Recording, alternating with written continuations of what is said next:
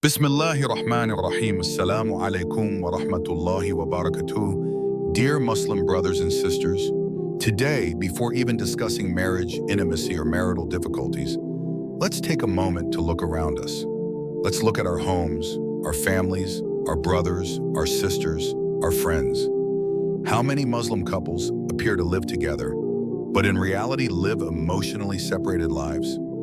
How many share the same roof, sometimes even the same bed, but no longer share their hearts? Welcome to this channel, Muslim Married Life, a space created with a clear intention: to preserve Muslim marriage, to repair what has been weakened, and to remind people that Islam is not just a religion of rights, but a religion that organizes life, relationships, emotions, and even intimacy.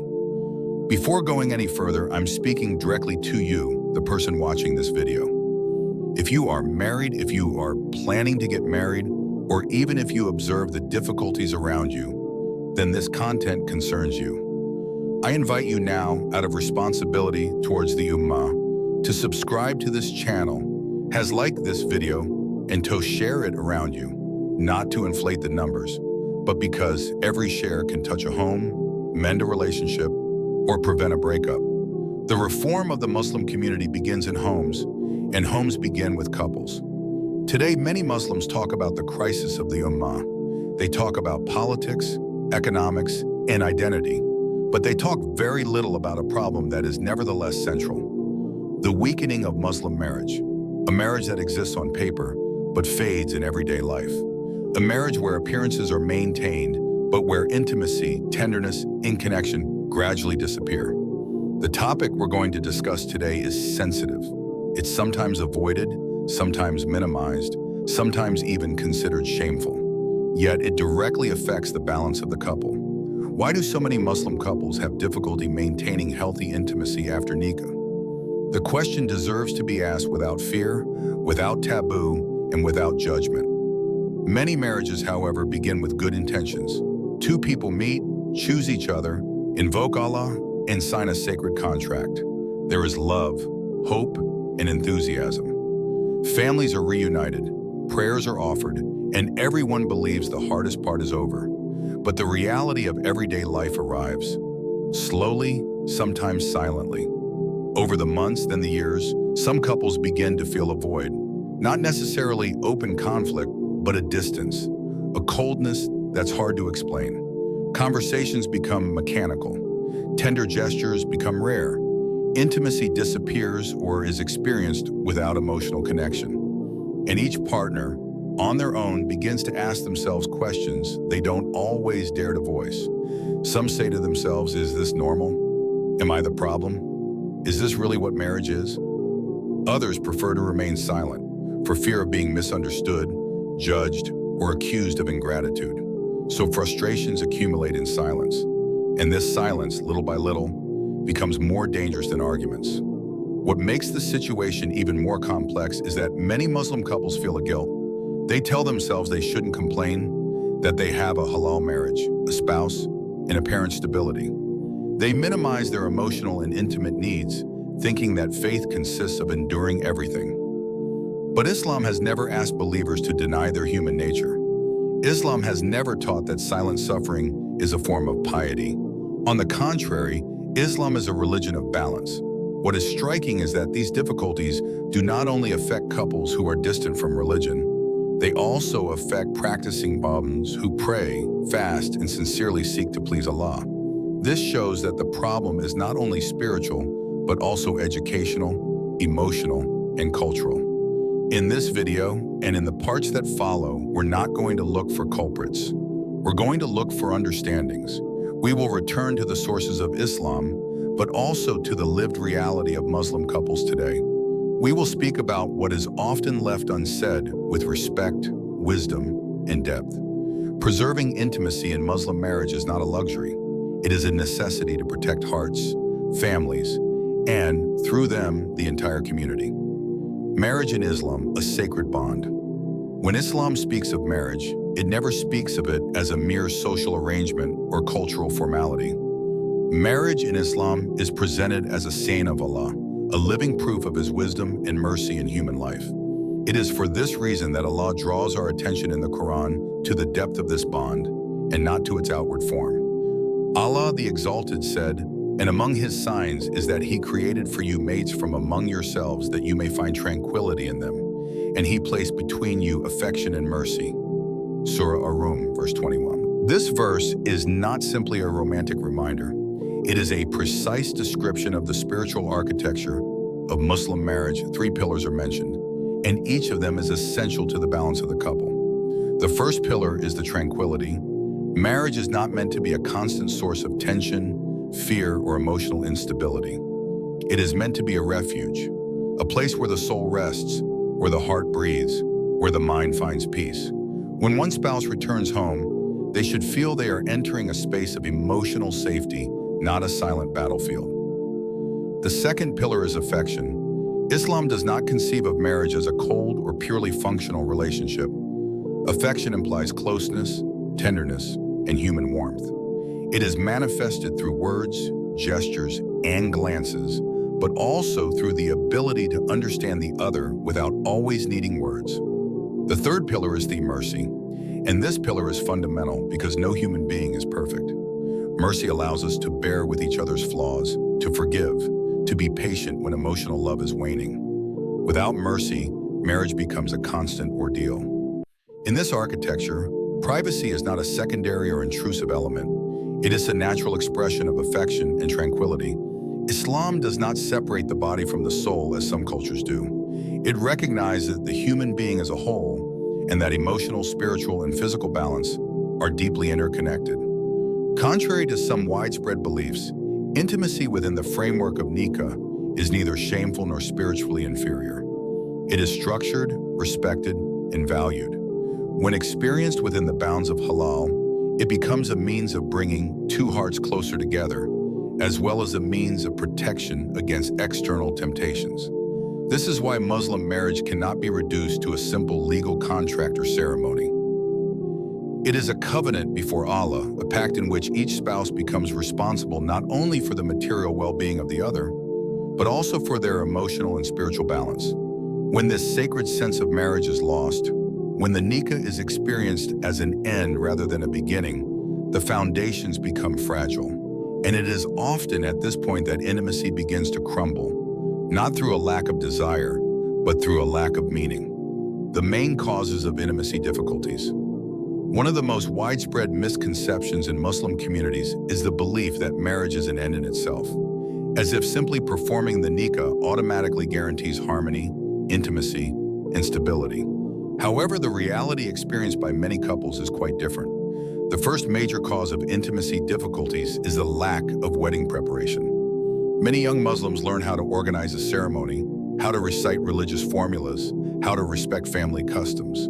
But very few learn how living day to day with another person, with its emotions, its wounds, its expectations, and its needs. They enter marriage unprepared. No communication skills, no conflict management tools, no emotional education.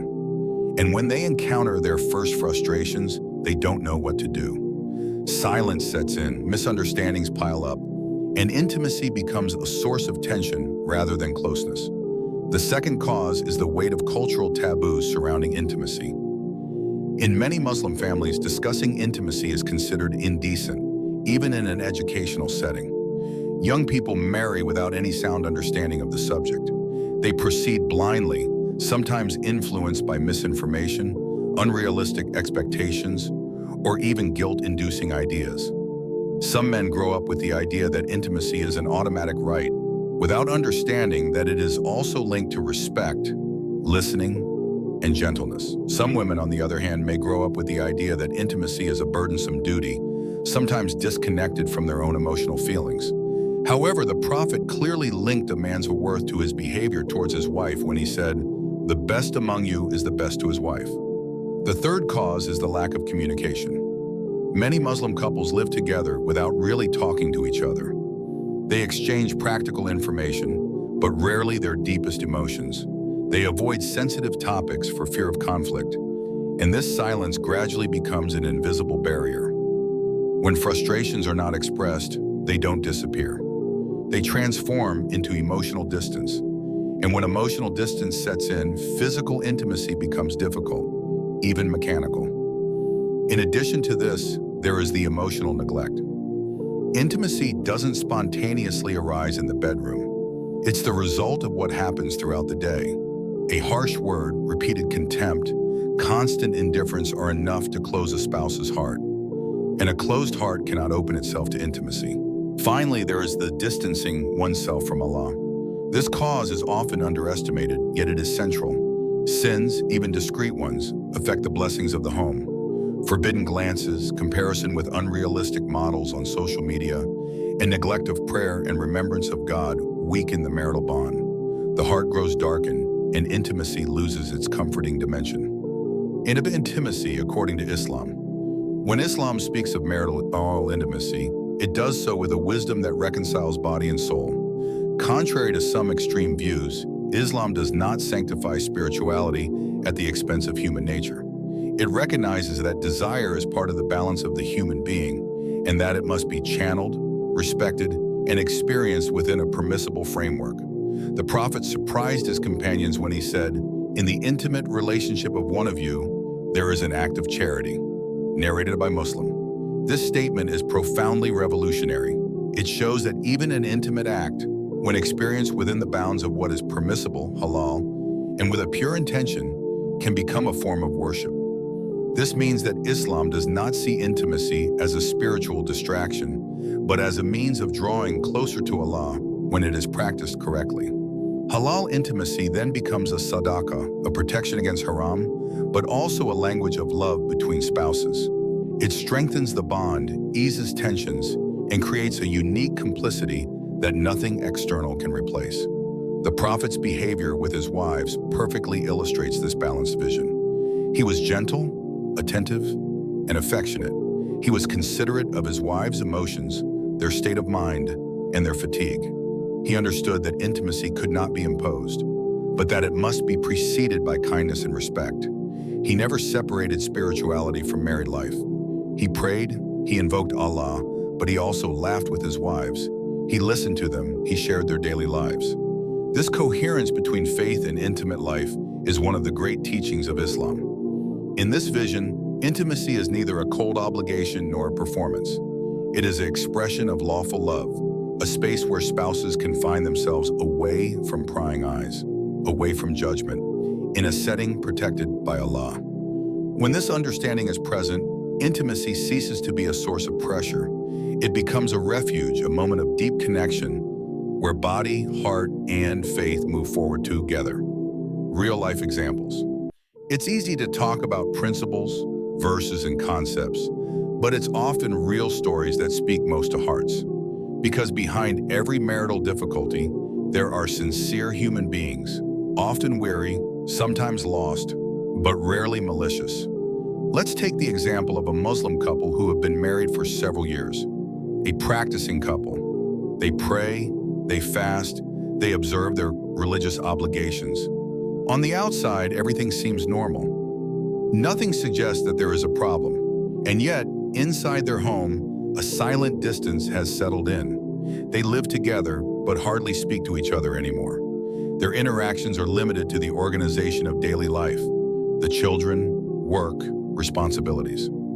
Intimacy has become rare, almost non-existent, not out of rejection, but out of emotional exhaustion. Each expects something from the other without daring to express it. When they started asking themselves the right questions, they realized that their problem wasn't a lack of love, but a lack of connection. They then decided to return to simple, almost forgotten things.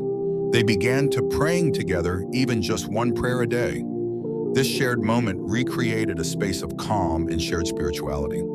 They began talk every day, not to solve problems, but to tell their stories, how the day went, what they felt, what touched or upset them. Gradually, they dared express their needs without accusation, without reproach, just with sincerity. And without even trying to force intimacy, it returned naturally, because hearts had reopened before bodies. Another example illustrates a very common reality. A husband, genuinely devoted to his wife, believed that intimacy was simply a part of marriage. For him, it was automatic, obvious, almost independent of everything else. He didn't understand why his wife seemed distant and unresponsive. It was only after an honest discussion that he realized something essential. His wife didn't feel emotionally nourished. She wasn't lacking in physical affection, but in attention, tenderness, and consideration. She needed to feel desired in her heart before she could feel desired in her body. When this husband understood that tenderness precedes desire, everything changed.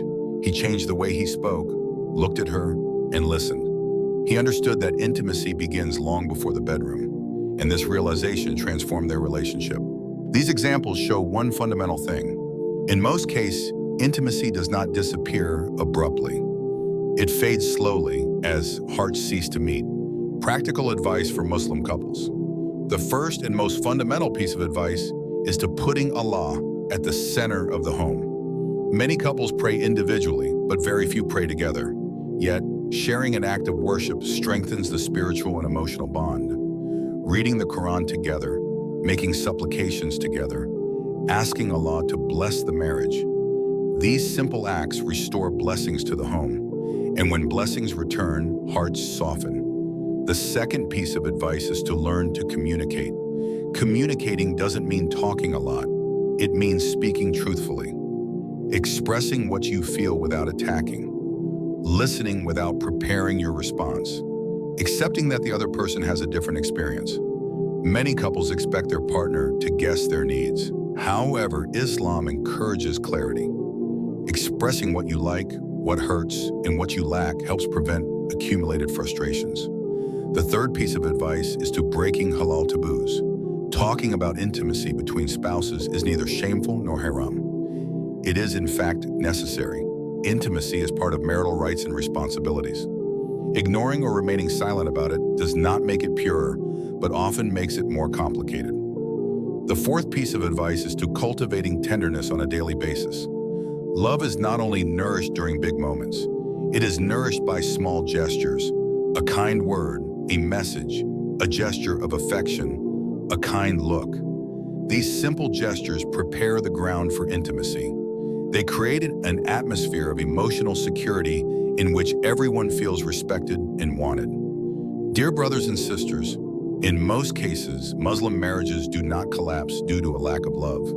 They collapse because people cease to understand each other, because they no longer truly communicate, because they gradually drift away from Allah without always realizing it. Islam has never separated faith from daily life. It has never opposed spirituality to intimacy. On the contrary, it has linked them. When the home is built on faith, communication, and mercy, intimacy naturally finds its place. When Allah is placed at the center of the home, peace returns. When peace returns, love is reborn. And when love is reborn, intimacy ceases to be a problem and becomes a mercy.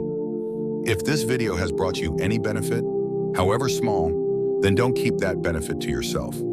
Subscribe to the channel, like this video, and above all, share it with those around you. Do it to participate in the reform of Muslim homes. Do it to help the Muslim community stay disciplined, faithful to his culture, faithful to his religion. Every strengthened home is a stronger ummah. May Allah bless your marriages, protect your homes, and strengthen the bonds between Muslim couples. Assalamu alaikum wa rahmatullahi wa barakatuh.